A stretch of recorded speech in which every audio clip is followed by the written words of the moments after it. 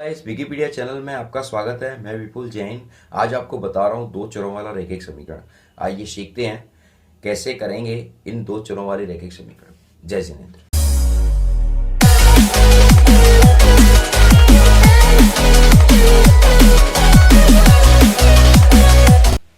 जय जिनेंद्र मित्रों, यहाँ पर मैंने लिखा है दो चरों वाला रैखिक समीकरण। तो दो चर यानी दो variable x y a b जो भी हो।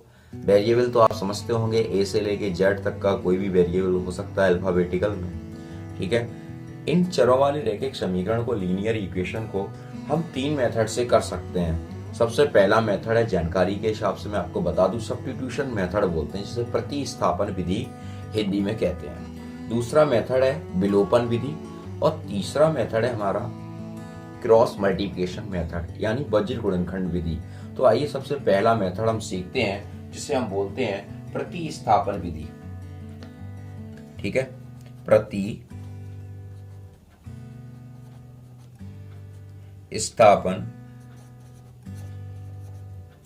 विधि। ठीक है, इसे हम अंग्रेजी में सब्स्टिट्यूशन मेथड बोलते हैं। करते कैसे हैं इस विधि को, आइए जानते हैं। देखिए, मैं पहला एक इक्वेशन ले रहा हूं, दो इक्वेशन लेता हूं। यहाँ पर करने का तरीका क्या है वो सीखिए। जैसे आपके सामने मैं यहाँ दो समीकरण रख रहा हूं, x plus y is equal to 7।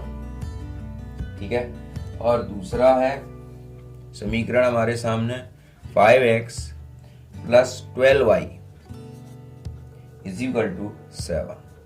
ठीक है, ये आपका एक नंबर है और ये आपका दो नंबर है। प्रतिस्थापन विधि है, सब्स्टिट्यूशन मेथड हम इसे कहते हैं। तो इस विधि में प्रतिस्थापन यानी रिप्लेस कर देना, अपना स्थान रिप्लेस कर देना। अब यहाँ पर रिप्लेस कैसे करते हैं वो यहाँ समझिए।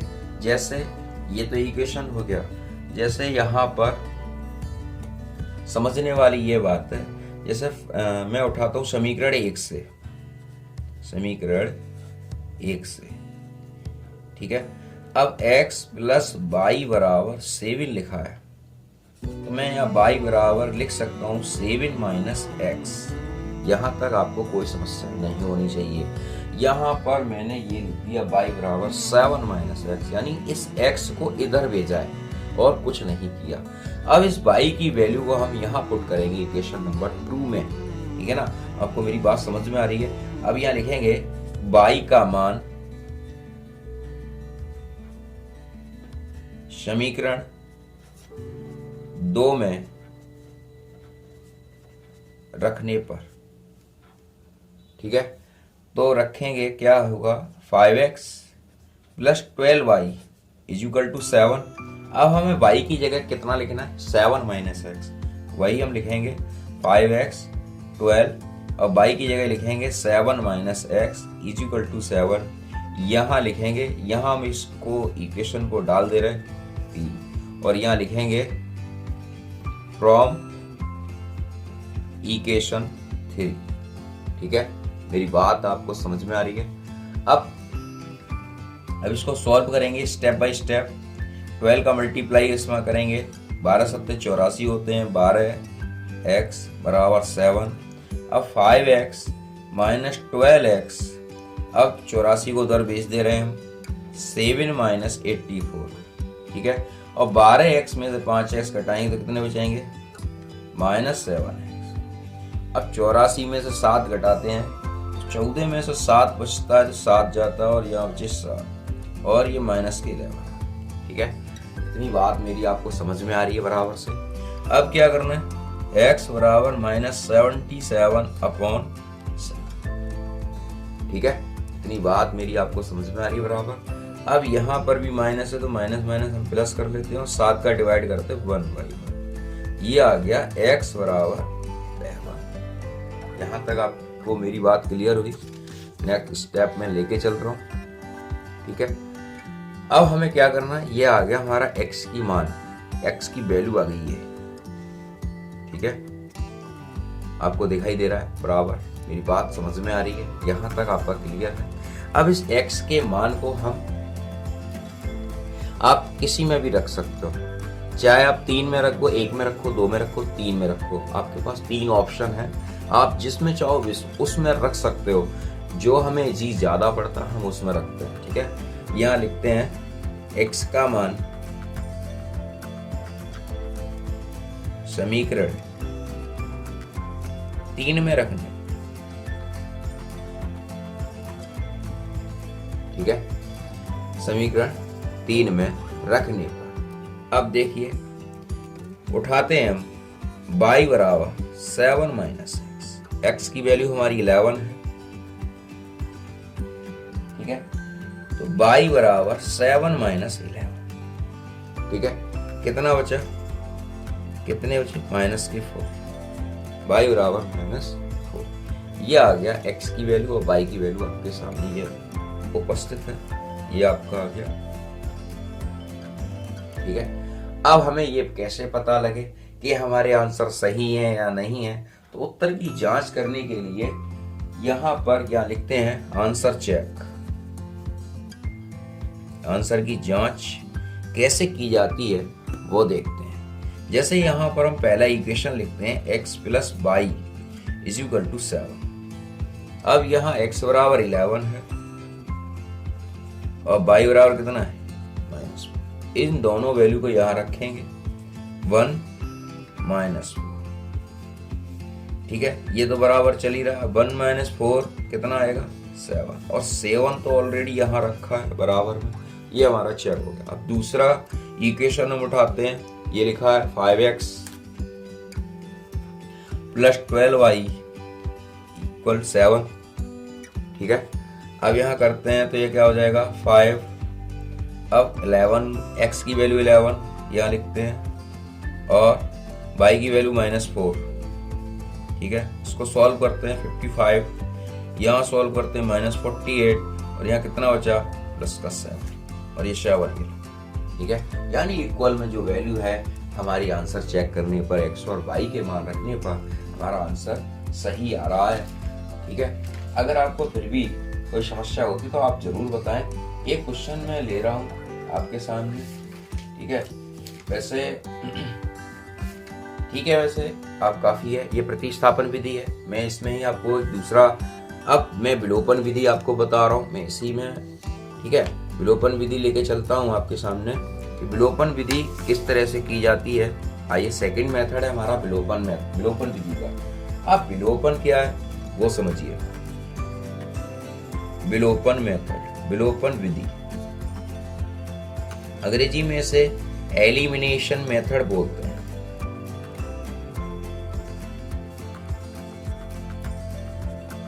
ठीक है, एलिमिनेशन मेथड। अब एलिमिनेशन मेथड में किस तरीके से करते हैं, विलोप माने अलग हो जाना, टूट जाना, ठीक है, एलिमिनेशन माने ब्रेक। अब किस तरह से, मैं एक क्वेश्चन आपके सामने लिखता हूँ। सपोज मानिए मैं पहले वाला ही क्वेश्चन लिख रहा हूँ, ठीक है, ये आपके सामने लिखा हुआ है, मैं पहले वाला ही क्वेश्चन लिखता हूँ यहाँ पर। जैसे ये लिखा है x plus y is equal to 7, ठीक है, और 5x plus 12y is equal to 7। अब हमें इसका आंसर जो है वो विलोपन विधि से देना है, यानी एलिमिनेशन मेथड से देना है। तो विलोप माने विलोप, खत्म हो जाना, ठीक है, विलोपन माने खत्म हो जाना, एलिमिनेशन माने कट जाना, खत्म हो जाना, ठीक है। इक्वेशन नंबर फर्स्ट ये है, दूसरी इक्वेशन ये है, ठीक है। बहुत अच्छा प्रश्न है, कई बार आपको कई जगह दिखाई देंगे, बड़े बड़े कक्षाओं में भी ये क्वेश्चन आ जाते हैं। अब आइए, विलोपन मेथड क्या है वो समझिए। जैसे यहाँ पर x है और यहाँ पर x का गुणांक 5 है, सेकेंड इक्वेशन। फर्स्ट इक्वेशन में y का गुणांक 1 है और y का गुणांक सेकेंड इक्वेशन में 12 है, और यहाँ पर एक कांस्टेंट नंबर से हमें कोई मतलब नहीं है, कुछ भी हो सकता है। अब यहाँ पर विलोपन विधि को हल करने के लिए, सॉल्व करने के लिए करना क्या है, यहाँ पर हम करते हैं, जैसे 5 का गुणा अगर हम यहाँ कर दें तो ये 5x हो जाएगा, अगर 12 का कर दे तो ये 12y हो जाएगा। तो इसमें या फिर x को बराबर कर लो या y को बराबर कर लो, जो आपको अच्छा लगे वो कर सकते हो। तो हम क्या करते हैं, हम x को बराबर करते हैं। क्यों करते हैं वो भी रीजन है, क्योंकि 5 संख्या छोटी है, 5 संख्या छोटी है। तो यहाँ लिखते हैं समीकरण 1 में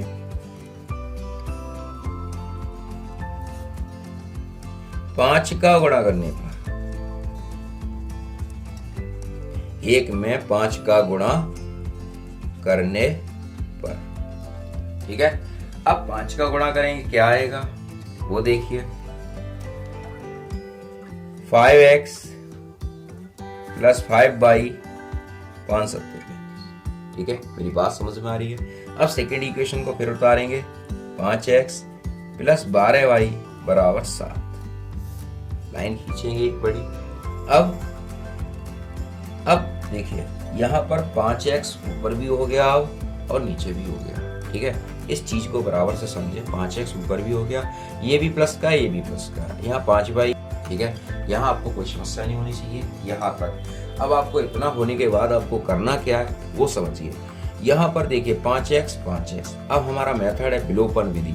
तो विलोपन माने एलिमिनेशन माने खत्म हो जाना, कट जाना। अब यहाँ पर मैंने ये चिन्ह बदले, तीनों में बदलते हैं, प्लस की जगह माइनस कर देते। अगर यहाँ माइनस का चिन्ह होता तो हम यहाँ करते प्लस का, ठीक है। और यहाँ लिखेंगे घटाने पर, ठीक है। अब 5x और 5x प्लस के ये खत्म हो गए आपके, ठीक है। अब 5 और में 12y माइनस का, ये संख्या बड़ी है, इसका चिन्ह आ गया और ये आ गया 7y, और इसमें से आपके बचेंगे 28।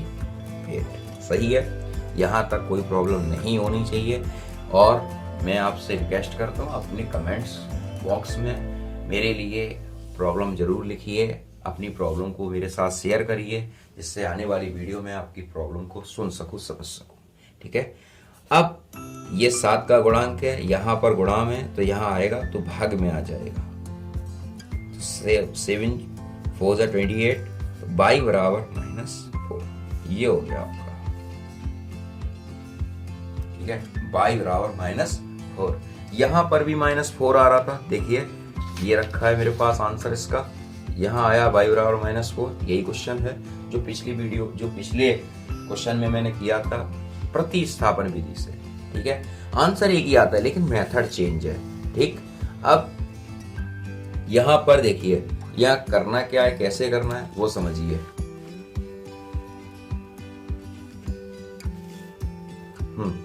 अब इस y का मान समीकरण 1 में रखो चाहे 2 में रखो, आपका जो मर्जी है वो कर सकते हैं। मैं लिखता हूं यहाँ पर y का मान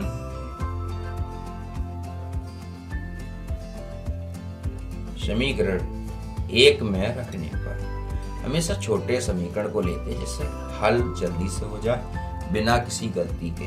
तो x प्लस y बराबर 7, तो क्या हो जाएगा हमारा x प्लस y बराबर 7, ठीक है। तो यहाँ समीकरण 1 में रखेंगे तो y बराबर -4, ये हो गया। अब 7 + 4 यानी 11, ठीक है। ये आंसर आपका आ गया,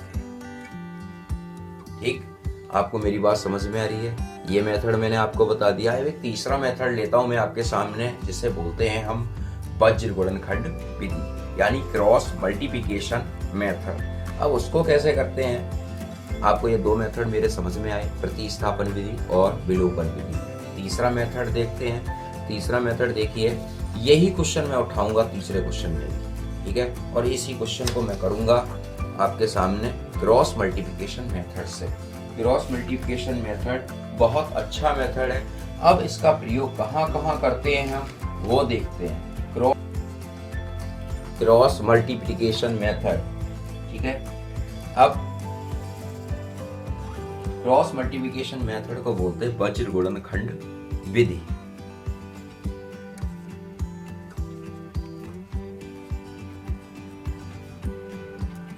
वज्र गुणन विधि अंग्रेजी में, ठीक है। Cross multiplication method. अब मैं क्रॉस मल्टीप्लिकेशन मेथड को, इस मेथड को बड़ी सावधानी से समझे। मैं यही क्वेश्चन को विलोपन विधि वाला ही क्वेश्चन उठाऊंगा जो मैंने प्रतिस्थापन में उठाया था। अब देखिए इसमें करते कैसे हैं, वही बहुत बड़ी कलाकारी है इसमें करने की। जैसे मैंने यहाँ पर मैं क्वेश्चन लिख रहा हूँ, x प्लस y बराबर 7 और 5x प्लस 12y बराबर 7। मैंने वही क्वेश्चन को लिखा है, ठीक है, जो मैंने विलोपन में किया था। अब देखो, अब इस क्रॉस वज्र गुणनखंड विधि में करते क्या है, किस तरीके से क्वेश्चन को सॉल्व करते हैं वो देखते हैं। क्या कलाकारी है इसमें। तो इसको प्रश्न को सॉल्व करने के लिए बहुत ही बेहतरीन कहना चाहिए, बहुत बढ़िया मेथड है।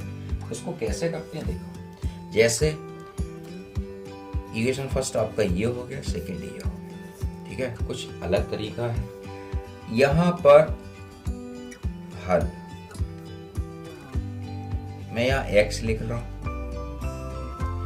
अब जहां मैंने x लिखा है तो हम x के गुणांकों को नहीं लिखेंगे, अब हम लिखेंगे y के गुणांक और कांस्टेंट नंबर। यहाँ x का गुणांक है, y का गुणांक है और कांस्टेंट नंबर है। x का गुणांक आपका 1 है, y का गुणांक भी 1 है और ठीक है, और कितना है, x का गुणांक 1, y का गुणांक 1 और 7 यानी कांस्टेंट नंबर। अब यहाँ पर हम लिखेंगे कितना, यहाँ पर हम लिखेंगे x का गुणांक है, x का गुणांक नहीं लिखेंगे क्योंकि x हम ऊपर लिख सके हैं, तो हम y के गुणांकों को लिखेंगे। तो y का 1 है और इसके साथ y कितना, y 12 है। ठीक है, मेरी बात आपको समझ में आ रही। अब ये 7 और 7, ठीक है, इतना मेरा समझ में आया। अब मैं यहाँ पर ये मैंने y लिखा, अब y के गुणांकों को नहीं लिखेंगे। अब क्या लिखेंगे, अब लिखेंगे जहां पर मैंने ये अंकों को छोड़ा है 7 7 यानी ये वाले, ठीक। अब 1 इसका और 5 इसका। मेरी बात समझ में आ रही है।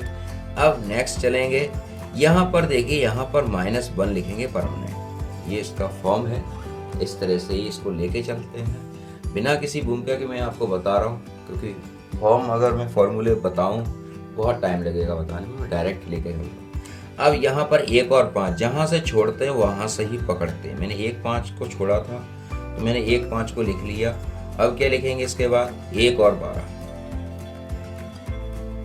ठीक है। इतनी बात आपको समझ में आ गई। ये बात जरूर देखना, यहाँ पर गौर करने वाली बात है, तो इसको जरूर देखें और समझें। गौर करने वाली क्या बात है वो देखो जरा। गौर करने वाली ये बात है, ये है 1 और 12, 7 और 7 जहां से छोड़ा है वहीं से दोबारा पकड़ा है 7 और 7। अब 1 और 5 यहां से छोड़ा वहीं से पकड़ा, ठीक है। अब इसको सॉल्व कैसे करते हैं वो देखो, x, ठीक है, इस तरह से चलते हैं ये, ठीक। 1 into 7 माइनस, परमानेंटली माइनस आएगा। हाँ, अगर कोई माइनस का चिन्ह यहाँ पर है, किसी भी कांस्टेंट में यहाँ प्लस लगा है, अगर माइनस का है तो माइनस लिखेंगे तो माइनस माइनस हो जाएगा प्लस।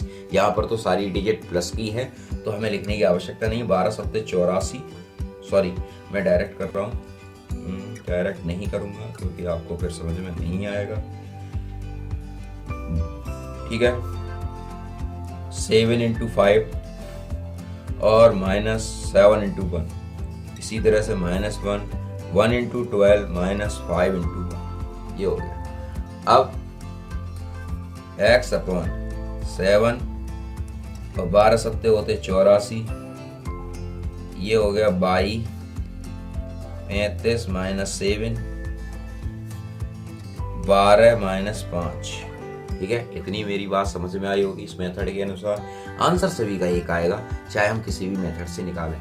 मैं इसीलिए मैं तीनों विधि आपको बता रहा हूँ क्योंकि कभी कभी स्पेशली पूछ लिया जाता है कि इन दो कि दिए हुए समीकरणों को आप प्रतिस्थापन विधि से करिए या आप विलोपन विधि से करिए या वज्रगुणन विधि से करिए, तो जैसे भी हो हमें तीनों विधि आनी चाहिए और तीनों विधियों का एक अलग अलग महत्व है, इसलिए मैं आपको यहाँ बता रहा हूँ। अब x/84 में से 7 को मैं निकालता हूँ तो ये 77 बचते माइनस के, ठीक है। बाई यहाँ 35 में से 7 घटाता हूँ तो ये 28 बचते हैं और ये -1 यहाँ से ये घटाता हूँ, ये 7 बचते हैं। आपको मेरी बात समझ में आ रही है, ठीक है।